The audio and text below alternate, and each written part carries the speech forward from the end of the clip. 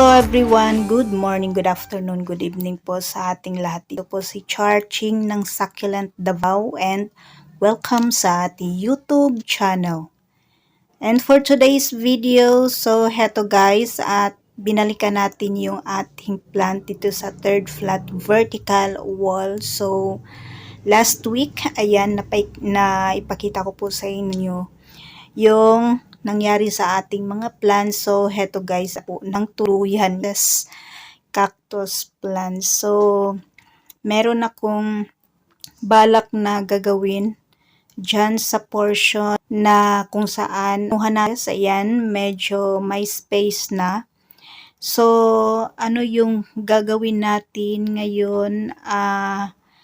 So, dahil napansin ko guys na yung ko na mga mother plant dito sa third flat natin ay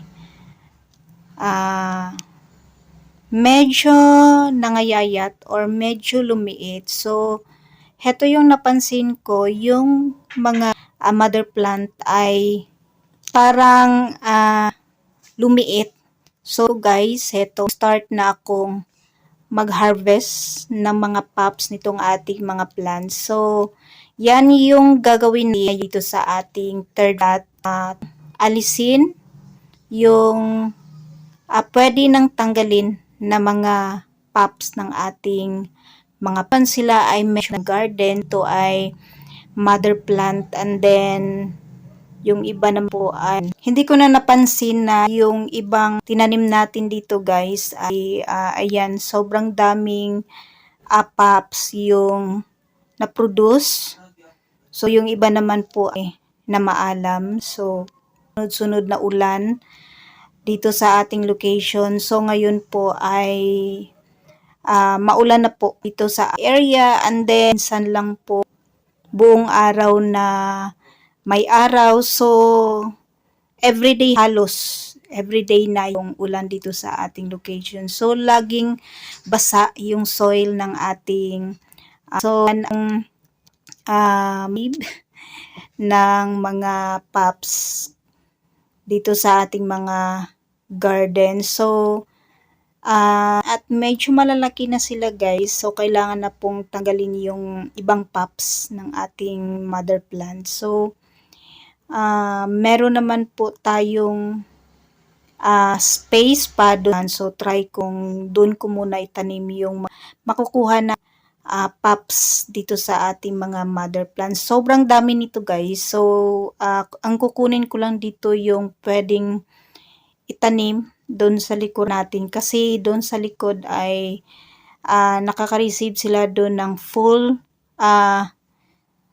sunlight. So, morning to after yung nakukuha nilang sunlight doon. So, dito na portion ay afternoon sun lang po. Kasi naharangan po ng bahay yung sikat ng araw. So, siguro mga by July or August, mataas na oras yung marireceive nilang sunlight dito na portion. Yung mga naitanim natin ay halos echinopsis. Meron din tayong tinanim na mammillaria.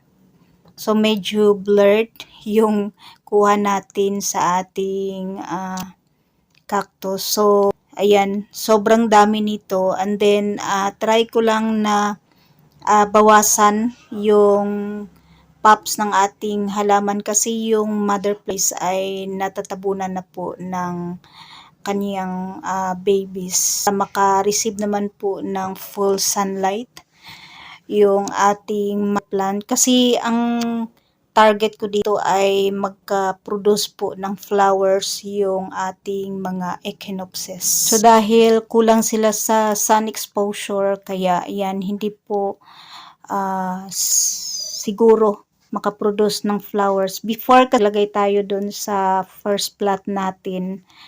And then, full sunlight yung ating echinopsis. Kaya nakaproduce po ng flowers yung mother plant. So, dito na portion ay konting oras lang yung nakukuha nilang sa banga yung direction ng sikat ng araw. So, siguro by July or August ay medyo mahaba-haba na yung nakukuhang sunlight ng ating mga plant dito sa third flat. So, ito po ay naharapan ng bahay. And then dun sa likod ay full sunlight yung nakukuha ng ating mga plant doon. Kaya doon po nakalagay yung ating mga bougainvillea plants. So, hetong mga baka nating pops ay doon natin itatanim sa likuran. So, soon at ipapakita natin yung bagong taniman natin doon ng cactus. Yung ibang plant naman natin guys ay naipakita ko na sila doon sa itaas ng vertical wall. So, yun po yung ating mga mother plant. And then, mother plant natin ay dito ko po nilagay. And then, yung iba ay doon sa vertical. So, ito sila ay wala pa pong 1 year dito sa ating flat. So, this year lang din sila tinanim dito sa ating third flat. So, bago pa sila dito. And then, sobrang daming na-produce na pops yung ating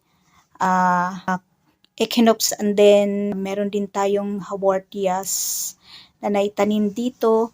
So, ito sila ay nabigyan natin ng fertilizer. Complete 14-14-14. So, siguro yan, medyo lang sila, hindi sila maganda tingnan kasi ayan, sobrang dami yung tinanggal sa ating mga mother plant at hindi na sila maganda tingnan. So, ang gagawin ko dito, maglalagay tayo ng siguro mga lang, yung succulent, pwede nating tingnan natin pwede siya dito yan at medyo yung soil ng ating plant. So, gustong itanim dyan, pero try natin pag dry yung update sa ating ibang plant. Ayan, malalaki na yung pops. So, natin yung pops ng ating echinopsis. Parang iba-ibang variety ng echinopsis yung tinanim natin dito. Kasi heto sila ay parang bilog, and then meron ding color. Then meron din akong parang ganito guys, bilog siya. And then iba ay yan bilog. And then meron din tayong, heto sila ay naman po, yung kulay dark green. So, hindi ko pa nakita yung flowers nito guys. So, hindi ko sure kung same sila doon sa mother plant na produce ng flowers before. White color naman po yun. So, hindi ko pa nakita yung ibang echinopsis natin na nag-flower. So, yun yung target ko dito na mag-produce ng flower yung ating echinopsis. Kaya lang kulang po sila sa sun exposure. So, tingnan natin dun sa ibang echinopsis natin. So, basa pa yung soil ng ating flat po kagabi. So, dito na side, ayan, meron tayong echinopsis din dito. So, ito na ay columnar. And then, medyo light. Ayan, kita ba yung kulay ng ating echinopsis? Merong dark, and then, merong light green or neon green. Ayan. So, heto naman ay siya. Heto yung pabilog. Yung nabili ko to guys, siya. Parang dalawa ba yung klaseng parang tatlo yung nakuha nating echinopsis. And then,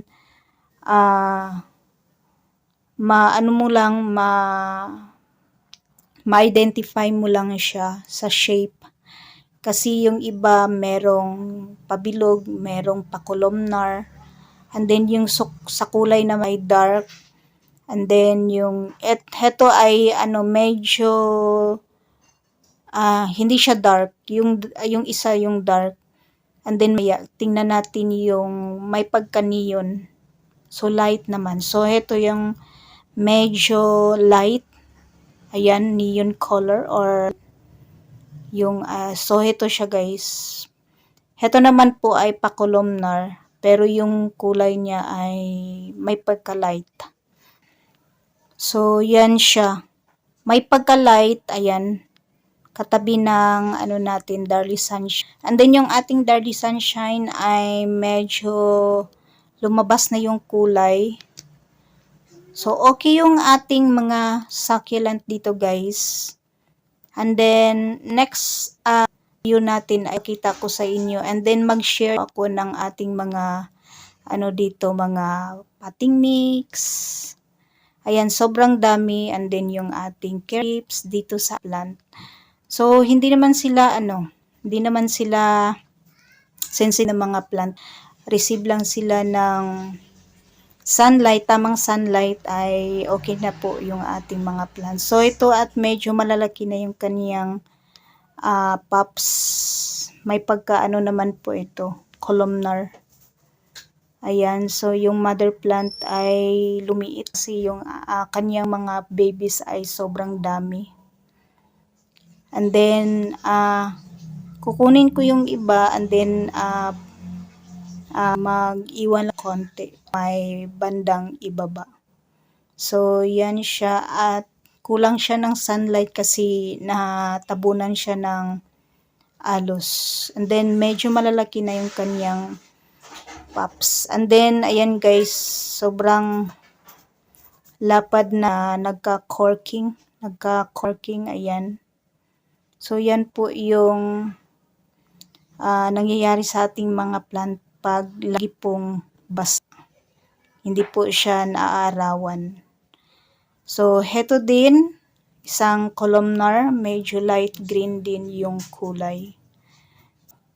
So, bawas para lumaki yung ating cactus. Kung nilipat na sila ganito kadami yung kanilang pops ay wala pa pong babies. So, dahil maulan and then maganda yung area na nilalagyan nila or tinaniman natin sa kanila ay ayan at nagproduce po ng pops yung ating cactus. And then lagi po tayong nagbibigay ng fertilizer sa ating cactus. Kaya yan, nagproduce po ng maraming pops. So yung iba ay ayan, hayaan na natin. Ang importante dito ay nabawasan ng pops yung ating mga mother plant para masinagan po sila ng araw para lumaki po konti yung ating mga mother plant. Ayan, bala ko ding ayusin yung ating mga alos dito na area. So, yung ating mga succulent dito guys ay okay naman po. So, ay diretso ko nang itanim doon sa likuran yung ating mga nakuhang pops dito sa flat.